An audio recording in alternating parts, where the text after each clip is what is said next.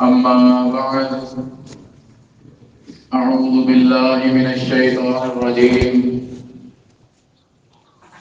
قال الله تبارك وتعالى في القرآن المجيد: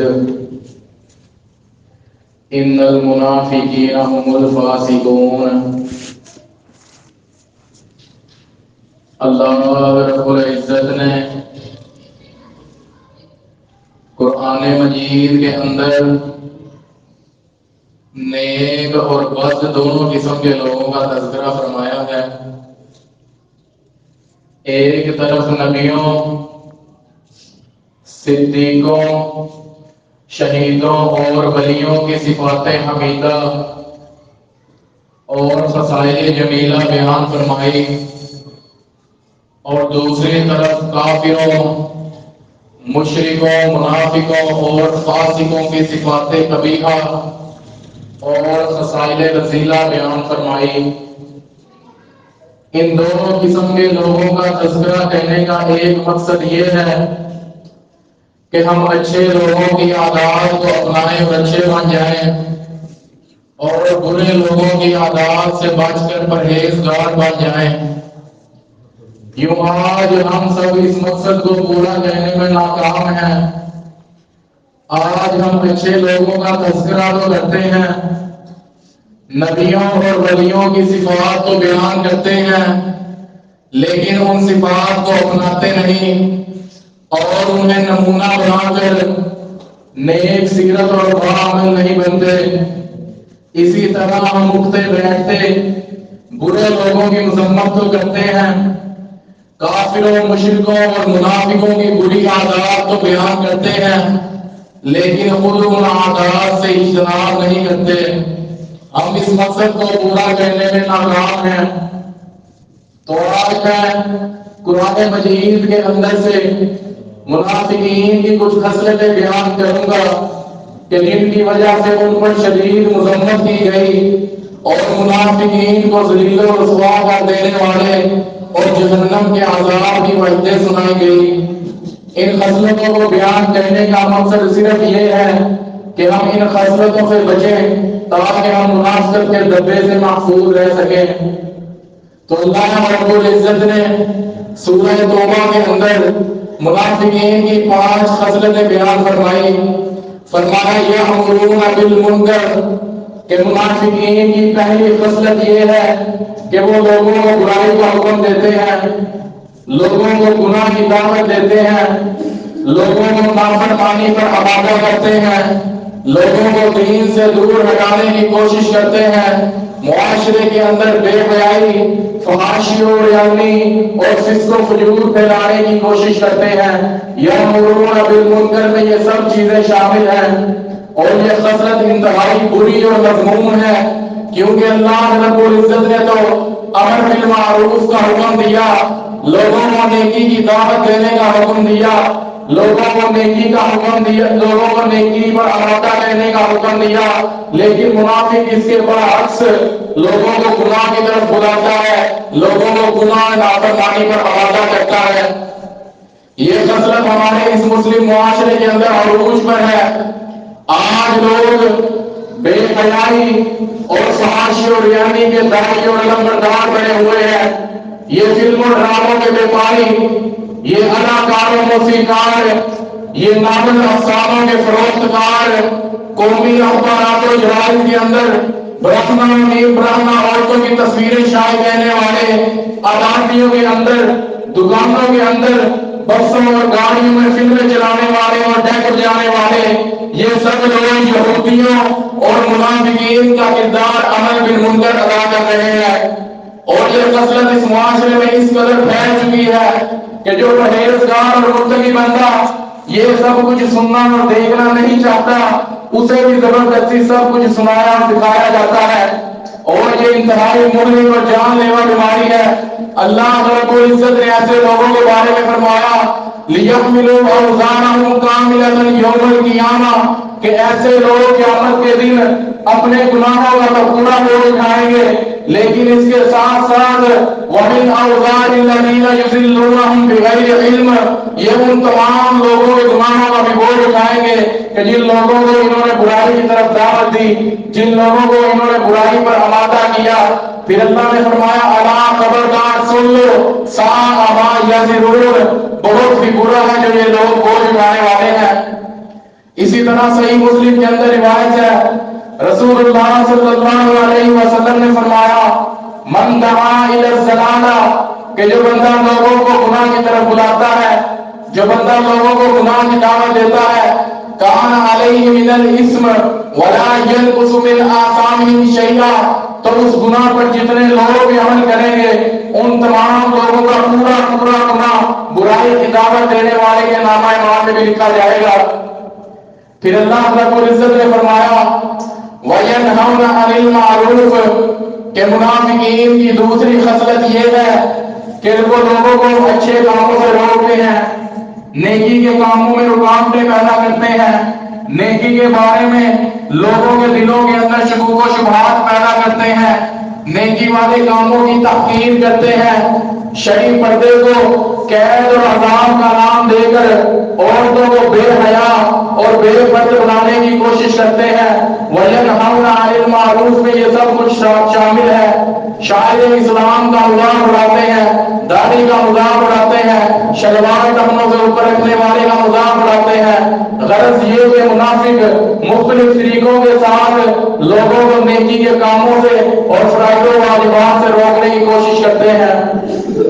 پھر فرمایا وَيَقْبِضُونَ أَيْدِيَهُمْ، کہ منافقین کی تیسری خصلت یہ ہے کہ وہ اپنے ہاتھوں کو قبض کر کے رکھتے ہیں، یعنی اللہ کی راہ میں بھی خرچ نہیں کرتے۔ اور یہ بات یاد رکھیے، اس دنیا کے اندر جس کو جو کچھ بھی ملتا ہے وہ سب کچھ اللہ رب العزت کا ہی عطا کرتا ہے۔ اللہ فرماتے ہیں نحن قسمنا بینہم معیشتہم فی الحیات الدنیا، کہ ہم انہیں اس دنیا کی زندگی کے اندر ان کی معیشتوں کو ان کے درمیان تقسیم کر دیا۔ جب رزق آسمان سے اترتا ہے سب کچھ اللہ رب العزت کا ہی عطا کرتا ہے، تو اس میں سے اللہ کی راہ میں خرچ کرنا فرض اور واجب ہے۔ اور صرف فرض زکات ہی نہیں بلکہ نفلی صدقہ خیرات کی کثرت سے کہنا چاہیے، اس کی بہت زیادہ تاکید کی گئی ہے۔ اللہ رب العزت نے قرآن مجید کے اندر مومنین اور متقین کی صفات میں یہ صفت بار بار بیان کی، وَمِمَّا رَزَقْنَاهُمْ يُنْفِقُونَ، کہ مومن لوگ اپنے رب کے دیے ہوئے مال میں سے اپنے رب کی راہ میں خرچ کرتے ہیں۔ مومن اللہ کا حکم سمجھتے ہوئے، اللہ کا قرب حاصل کرنے کے لیے، اللہ کے دیدار کا شوق رکھتے ہوئے نفلی زکات فرضی زکات کے ساتھ ساتھ نفلی صدقہ خیرات بھی کثرت سے کرتے ہیں۔ لیکن منافق لوگ اس کے برعکس ہیں، وہ اللہ کا دیا ہوا مال اللہ کی راہ میں تو خرچ نہیں کرتے، لیکن اللہ کی نافرمانی میں، شیطانی کاموں میں، شادی بیاہ اور جینے مرنے کے موقعوں پر کافروں جیسی رسموں میں اپنے خزانوں کے منہ کھول دیتے ہیں، اور غریبوں مسکینوں کے لیے، دین کی نشر و اشاعت کے لیے اور مساجد و مدارس کے لیے ان کے پاس کوئی شے نہیں۔ اور اگر مجبوری اور بے بس ہو کر اللہ کی راہ میں خرچ کرنا پڑ بھی جائے تو ان کی حالت یہ ہوتی ہے، اللہ فرماتے ہیں وَلَا يُنْفِقُونَ إِلَّا وَهُمْ كَارِهُونَ، کہ منافق لوگ اگر بے بس اور مجبور ہو کر اللہ کی راہ میں خرچ کرتے ہیں تو دل کی تنگی کے ساتھ اور اپنے اوپر بوجھ اور تاوان سمجھ کر اللہ کی راہ میں خرچ کرتے ہیں، اللہ کی رضا حاصل کرنے کے لیے خرچ نہیں کرتے۔ پھر فرمایا نسوا اللہ، کہ منافقین کی چوتھی خصلت یہ ہے کہ وہ اپنے رب کو بھول چکے ہیں، انہوں نے اللہ کے دین کو نظر انداز کر دیا، اللہ کے اوامر و نواہی کو پس پشت ڈال دیا، ان کے دل اللہ کی یاد سے خالی ہیں،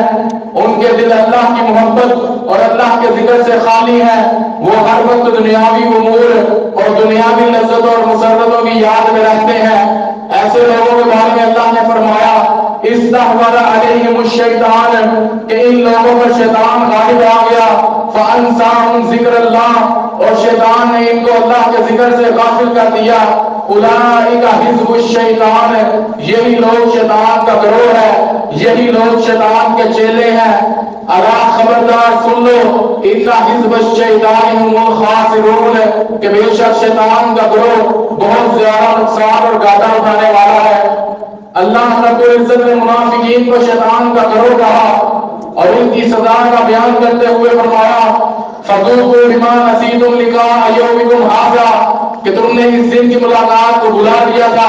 بس اس وجہ سے عذاب کو چکھو۔ فإنا نسیناکم، پس بے شک ہم نے بھی تم کو بھلا دیا۔ وذوقوا عذاب الخلد، اور ہمیشہ آگ میں رہنے کا عذاب چکھو۔ بما کنتم تعملون، اس وجہ سے کہ تم نے ہمیں بھلا دیا تھا۔ پھر اللہ نے فرمایا وَلَا يَأْتُونَ الصَّلَاةَ إِلَّا وَهُمْ كُسَالَىٰ، کہ منافقین کی پانچویں خصلت یہ ہے کہ وہ نمازیں تو ساری ادا کرتے ہیں لیکن اپنی نمازوں کے اندر سستی، کوتاہی اور غفلت کا شکار ہیں۔ نمازیں تو ساری ادا کرتے ہیں لیکن کبھی نماز کو اس کے اول وقت سے مؤخر کر دیتے ہیں، کبھی نماز کو بغیر جماعت ادا کرتے ہیں،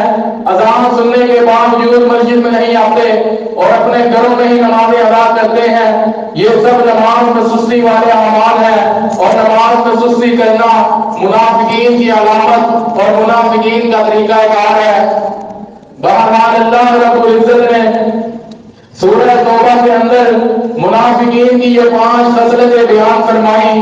آج لمحہ فکریہ یہ ہے کہ یہ 5 خصلتیں ہمارے اس مسلم معاشرے کے اندر پائی جاتی ہیں، یہ 5 خصلتیں ہمارے اندر موجود ہیں، لیکن ہماری کیفیت اور حالت یہ ہے کہ ہمیں کسی چیز کی فکر اور پرواہ نہیں۔ دوسری طرف صحابہ کرام تھے جنت کی بشارتیں پانے والے، رضی اللہ عنہم ورضوا عنہ کا ذکر پانے والے، وہ صحابہ کرام جو ان خصلتوں سے بہت دور تھے، ان کی کیا حالت تھی؟ اٹھائیے صحیح البخاری۔ ایک دفعہ حنظلہ رضی اللہ تعالیٰ عنہ بازار میں اونچی اونچی کہہ رہے تھے نافق حنظلہ کہ حنظلہ منافق ہو گیا، نافق حنظلہ کہ حنظلہ منافق ہو گیا۔ تو صدیق اکبر رضی اللہ تعالیٰ عنہ نے پوچھا کہ کیا ہوا؟ کہا کہ جب میں نبی کریم صلی اللہ علیہ وسلم کی مجلس میں ہوتا ہوں تو میرے ایمان کا معیار زیادہ ہوتا ہے، جب میں آپ کی مجلس سے نکل کر اپنے بیوی بچوں کے ساتھ مشغول ہوتا ہوں تو میرا ایمان کمزور پڑ جاتا ہے، اسی لیے حنظلہ منافق ہو گیا۔ تو ابو بکر صدیق رضی اللہ تعالیٰ عنہ نے کہا کہ میری بھی یہی کیفیت ہے، میرا بھی یہی مسئلہ ہے۔ پھر دونوں صحابی رسول مل کر نبی کریم صلی اللہ علیہ وسلم کی خدمت میں حاضر ہوئے، آپ کو ساری بات بتائی تو آپ نے فرمایا اگر تمہارا ایمان ہر وقت ایک جیسا رہے کہ جس طرح میری مجلس میں ہوتا ہے، اگر تمہارے ایمان کا معیار ہر وقت زیادہ ہی رہے تو فرشتے تمہارے بستروں پر آ کر تمہارے ساتھ مسافر کریں، فرشتے تمہارے ساتھ ہاتھ ملائے، لہذا ایمان کم بھی ہوتا ہے، ایمان زیادہ بھی ہوتا ہے، یہ پریشانی کی بات نہیں اور یہ نفاق کی علامت نہیں۔ اسی طرح عمر بن خطاب رضی اللہ تعالیٰ عنہ با-اسلام مربع امیر پر حکومت کرنے والے، لسان رسالت سے کئی مرتبہ جنت کی بشارتیں پانے والے، وہ عمر بن خطاب کہ معراج کی رات نبی کریم صلی اللہ علیہ وسلم کو جنت کے اندر ان کا محل دکھایا گیا، وہ عمر بن خطاب کہ جن کے ایمان کا معیار یہ تھا کہ شیطان بھی ان کو دیکھ کر اپنا رستہ تبدیل کر لیتا تھا، لیکن حالت کیا ہے؟ ایک دفعہ حذیفہ بن یمان رضی اللہ تعالیٰ عنہ کو کہتے ہیں کہ اے حذیفہ آپ نبی کریم صلی اللہ علیہ وسلم کے رازدان ہیں، نبی کریم صلی اللہ علیہ وسلم نے آپ کو کئی راز کی باتیں بتائی، ایک دفعہ رسول صلی اللہ علیہ وسلم نے آپ کو کچھ منافقین کے نام بتائے تھے، اے حذیفہ سچ سچ بتانا کہ ان منافقین کے ناموں میں مجھے عمر بن خطاب کا نام تو نہیں؟ صحابہ کرام کی تو حالت یہ تھی اور ہماری حالت اور کیفیت یہ ہے کہ منافقین کی ساری خصلتیں ہمارے اس مسلم معاشرے کے اندر پائی جاتی ہیں لیکن ہمیں کسی چیز کی فکر اور پرواہ نہیں۔ اگر ہم نے ان خصلتوں کو نہ چھوڑا تو ہم منافقین کی صف میں شامل ہو جائیں گے، اور یاد رکھیے منافقین اللہ رب العزت کے ہاں ناپسندیدہ ترین لوگ ہیں۔ منافقین کی سزا اور انجام کھلے کافروں اور مشرکوں سے زیادہ خطرناک ہے۔ اللہ نے فرمایا ان المنافقین فی الدرک الاسفل من النار، کہ منافقین جہنم کے سب سے نچلے طبقے میں پھینکے جائیں گے، اور فرمایا لعنہم اللہ کہ منافقین پر اللہ نے اپنی لعنت اور پھٹکار بھیجی ہے۔ پھر فرمایا اولئک اصحاب النار، یہ منافقین ہی آگ والے ہیں، ہم فیہا خالدون، اور اس آگ میں ہمیشہ ہمیشہ رہنے والے ہیں، وَلَهُمْ عَذَابٌ مُہِینٌ، اور منافقین کے لیے ذلیل و رسوا کر دینے والا عذاب ہے۔ تو اللہ رب العزت سے دعا ہے کہ اللہ ہمیں منافقین اور فاسقین کی عادات سے بچنے اور مومنین اور متقین کی صفات کو اپنانے کی توفیق عطا فرمائے۔ وآخر دعوانا ان الحمد للہ رب العالمین۔